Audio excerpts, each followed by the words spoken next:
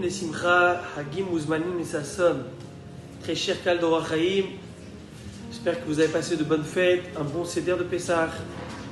Je ne vous cache pas que vous me manquez énormément et j'espère qu'on pourra se retrouver très bientôt à la synagogue ensemble avec Mashiach Tzidkenu. Alors, on va parler de Shevish El Pessah. On va rentrer dans la fête très bientôt, le 7e jour de fête, ce qui représente la traversée des Bnei Israël, la traversée de la mer Rouge. Le Ham Israël est acculé face à la mer, ne peut aller ni à droite ni à gauche. Il est entouré de bêtes féroces du désert. Derrière lui, il y a les Mitzrayim, les Égyptiens qui sont à ses trousses. Et il y a la mer devant. Il ne sait pas que faire, quoi faire. C'est là que Moshe Rabbeinu va prier à Kadosh Baruch Hu énormément. Et le bon Dieu va lui dire: Matitzak Elai, Daber el Beni Israël Veisaou. Qu'est-ce que tu implores? Qu'est-ce que tu m'implores? Pourquoi tu pleures tellement? Tu pries tellement? Dis au Beni Israël d'avancer. Rachid expliquait que Moshe Rabbeinu à ce moment-là priait énormément à Hachem. Et Kadosh Baruch Hu va lui dire: ce n'est pas le moment de prier. Lo'et l'arbot bitfila. Le Ham Israël, il est dans un tsar, dans un endroit de détresse, de peur. C'est pas le moment de prier. Dis au Bnei Israël d'avancer. Demande l'Orahaim à Kadosh. Il dit: je ne comprends pas. Lorsqu'on a un problème, vers qui on s'adresse? Vers Kadosh Baruch Hu, comme le verset nous dit: Mina metzar karatiya. Lorsque je suis en détresse, je me tourne vers Kadosh Baruch Hu. Et tant que je n'ai pas été répondu, tant que Kadosh Baruch Hu n'a pas répondu à ma prière, je continue de prier. Qu'est-ce que ça veut dire qu'Akadosh Baruch Hu dit à Moshe: ce n'est pas le temps de prier, ce n'est pas le moment de prier? Alors quand c'est le moment de prier? Si ce n'est pas dans le moment de détresse qu'il faut prier, alors quand? Certes, dans les bons moments il faut prier aussi, mais c'est quand ça ne va pas bien que je me tourne à Hachem. C'est le seul qui peut me délivrer. Alors qu'est-ce que ça veut dire? Qu'est-ce que ça veut dire lorsque le Midrash dit qu'Hachem a dit à Moshe Rabbeinu: c'est pas le moment de prier? Alors on a eu l'occasion de le dire une fois, c'est que le Satan à ce moment-là était Mekatreg. Il était en train d'accuser le Ham Israël et de dire à Hachem: tu vas sauver ce peuple et tu vas noyer les Égyptiens, mais ce sont des deux peuples d'idolâtres. Alléluia Ovdei Avodah Zara, Alléluia Ovdei Avodah Zara. Mais eux ont servi d'autres dieux, et ils ont fait pratiquer l'idolâtrie, et les Bnei Israël aussi malheureusement. Pourquoi tu vas sauver ces Bnei Israël? C'est quoi ce favoritisme? Et Dieu de répondre: les Bnei Israël ont la émouna en moi. Les Bnei Israël ont une émouna et croient en moi. Ils ont la foi en moi. Preuve, je leur demanderai de rentrer dans la mer contre toute logique. Ils vont vers la noyade et ils vont le faire. C'est la preuve qu'ils ont émouna en moi. Pour cela, je vais les sauver. Et c'est ce qu'Hachem dit à Moshe Rabbeinu. Daber el Bnei Israël veisaou, dis au Bnei Israël d'avancer. Avancer, c'est comme ça qu'on va fermer toutes ces accusations, on va fermer le clapet à ce Satan. Et c'est comme ça que je vais pouvoir vous sauver. Et c'est ce qui va se passer. Aïta Yehuda Likocho, Yehuda, le chef de la tribu de Juda, Narshon ben Aminadav, va être le premier qui va sauter pour la gloire divine. Il va sauter dans la mer, jusqu'à que l'eau va arriver jusqu'au narines. Il va dire: Igiou Maïmad Nafesh, Hachem, je ne peux plus. Ouvre cette mer. Et c'est ce qui se passait. La mer va s'ouvrir et c'est là que les Bnei Israël vont passer. Les Bnei Israël vont passer et vont être sauvés grâce à quoi? À cette émouna. À cette émouna que les Bnei Israël ont eu. Non pas que par la prière, mais aussi par les actes, l'action.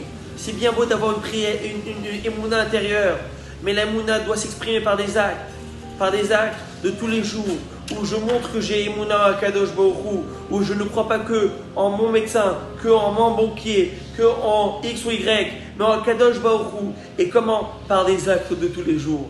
Ça, c'est la émouna qui est véhiculée par la Kirat Hamsouf. J'ai émouna à Hachem et je l'exprime par des actes tous les jours de ma vie. Ça, c'est un premier chidouche que je voulais vous partager par rapport à Shevish El Pessah. Laissez-moi vous rapporter un second chidouche.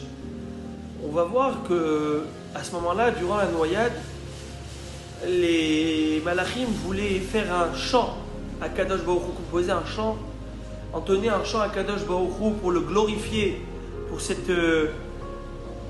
miracle merveilleux, extraordinaire qu'il a fait l'ouverture de la mer Rouge, la noyade des Égyptiens.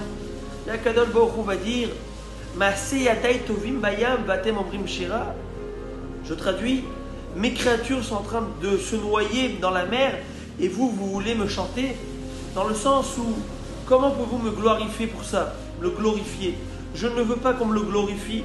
C'est vrai que je n'ai pas le choix que de les châtier pour tout ce qu'ils ont fait, mais je ne suis pas heureux et content de le faire. Si on peut s'exprimer ainsi d'Akadosh Baruch Hu. Et c'est pour cette raison qu'on ne fait pas le Hallel Gamour, le long Hallel, le Shevish et Pessah. Ça, c'est une première explication qu'on peut donner quant à ce Midrash. Mais il y a une seconde explication que j'ai entendue et que je voudrais vous partager. À ce moment-là, lorsque les Égyptiens étaient en train de se noyer, les Malachim ont proposé à Kadosh Baruch Hu de réduire leur souffrance à ces Égyptiens. Comment? Eh bien en chantant le chant des Malachim.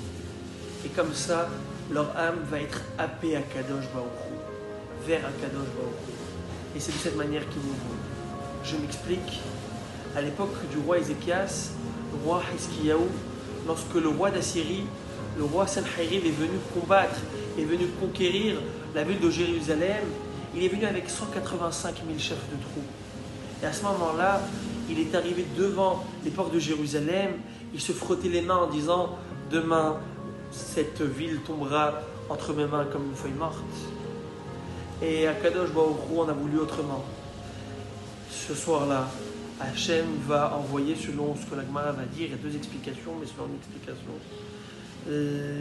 Akadosh Baruch Hu a envoyé les Malachim ouvrir les oreilles de ces 185 000 chefs de troupes, de tous ces soldats, et vont leur ouvrir les oreilles pour pouvoir écouter la mélodie et le magnifique chant des Malachim, le chant que les Malachim chantent à Kadosh Baruch Hu. Et lorsque leur Neshama va entendre ce chant, il ne pouvait plus se contenir et rester dans le corps. La Neshama ne pouvait plus rester dans le corps, et c'est comme ça qu'elle va être aspirée, happée vers Akadosh Baruch Hu.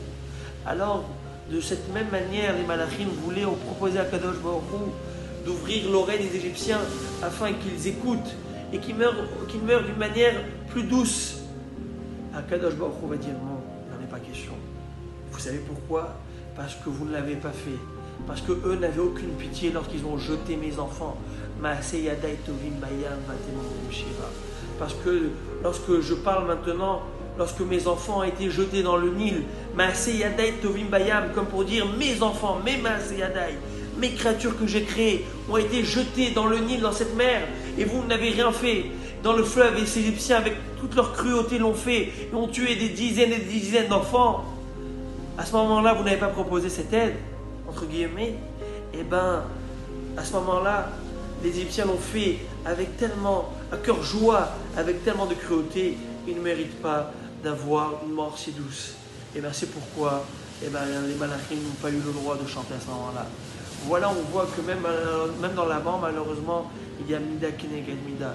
Il y a mesure pour mesure. Rien n'est laissé au hasard. Alors, on demande à Kadosh Baruch Hu, s'il te plaît, ramène-nous Mashiach Tzidkenu. On voudra très rapidement te chanter ce chant avec les Malachim, comme c'est écrit dans le Keter. Keter itenu lecha Hashem Elokenu.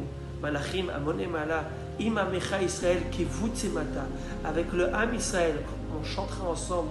Le Ham Israël et Malachim, on te glorifiera très bientôt avec Mashiach Tzidkenu Bekarov. Amen. Alors un Pesach Kasher Mesameach et passez tous de bonnes fêtes. Kol Tov.